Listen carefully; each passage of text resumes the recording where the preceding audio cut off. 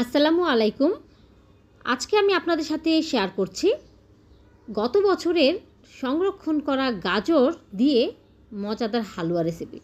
গত বছরে আমি এই গাজরগুলোকে ফ্রিজে সংরক্ষণ করেছিলাম, হালকা ভাপ দিয়ে রেখে দিয়েছিলাম।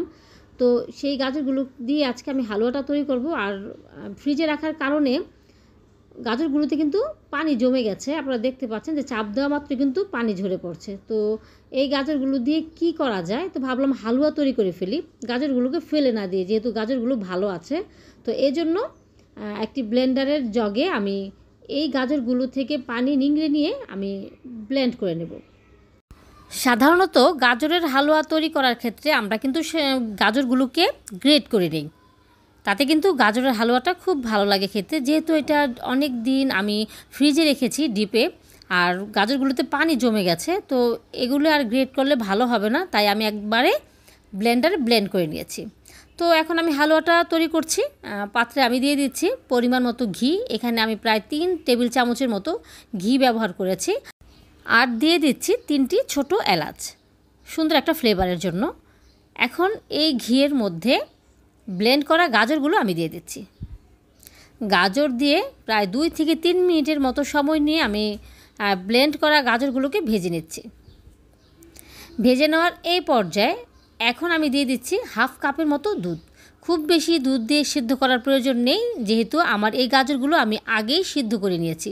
হালকা সিদ্ধ করে আমি ডিপে রেখেছিলাম, তো বেশি সিদ্ধ করার প্রয়োজন নেই। তো হাফ কাপের মতো দুধ দিয়ে আমি কিছুক্ষণ নেড়ে চেড়ে এখন আমি পরিমাণ মতো চিনি দিয়ে দিচ্ছি। মিষ্টি যে যতটুকু পছন্দ করেন সে আন্দাজ বুঝে চিনিটা আপনারা অ্যাড করবেন। আমি আজকের এই হালুয়াতে 2 কাপের মতো চিনি ব্যবহার করেছি। চিনিটা দিয়ে একটু এভাবে নেড়ে চেড়ে নিচ্ছি এবং প্রায় আরও 2-3 মিনিটের মতো খুব ভালো করে চিনির সাথে মিশিয়ে নিচ্ছি। চিনি দেওয়ার কারণে কিন্তু কিছুটা পানি ছেড়ে দিয়েছে, সেটাকে টেনে আসা পর্যন্ত আমি এভাবে নেড়ে চেড়ে নিচ্ছি।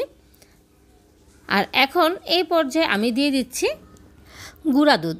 এখানে আমি ডানো গুঁড়া দুধটা ব্যবহার করছি। গুঁড়া দুধ আমি প্রথমে 1 কাপের মতো দিয়ে দিচ্ছি, দিয়ে ভালো করে এই গাজরের হালুয়ার সাথে মিশিয়ে নিচ্ছি। গুঁড়া দুধটা দিলে একটা সুন্দর ফ্লেভারও যেমন অ্যাড হয়, আর হালুয়ার স্বাদটাও কিন্তু খুব বেড়ে যায়। তো এই জন্য গুঁড়া দুধটা দিয়ে আমি নেড়ে চেড়ে মিশিয়ে নিচ্ছি।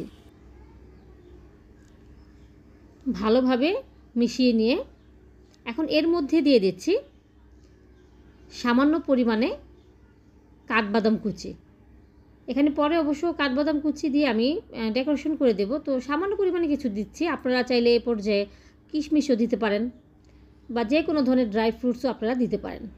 তো আমার হাতের কাছে যা ছিল আমি তাই দিয়ে দিচ্ছি, এভাবে নেড়ে চেড়ে নিচ্ছি। আর এই পর্যায়ে আমি এখন দিয়ে দিচ্ছি 2 চা চামচের মতো ঘি। এতে করে ঘিয়ের স্ট্রং ফ্লেভারটা পাওয়া যাবে এই গাজরের হালুয়াতে, আর খেতে অনেক ভালো লাগবে। এখন নেড়ে চেড়ে প্রায় আরও 2 মিনিটের মতো এভাবে মিশিয়ে নিয়ে আমি কিন্তু এখন এটা নামিয়ে ফেলবো। আমার কিন্তু হালুয়াটা হয়ে গেছে। এখন আমি আপনাদেরকে পরিবেশন করে দেখাচ্ছি। এই তো তৈরি হয়ে গেল ভীষণ মজার গাজরের হালুয়া, যেটা কিনা পুরনো গাজর দিয়ে ফ্রিজে 1 বছর আমি এটা সংরক্ষণ করেছিলাম। সেই গাজর দিয়ে আমি আজকে হালুয়াটা তৈরি করেছি, আর খেতে কিন্তু অনেক মজা হয়েছে।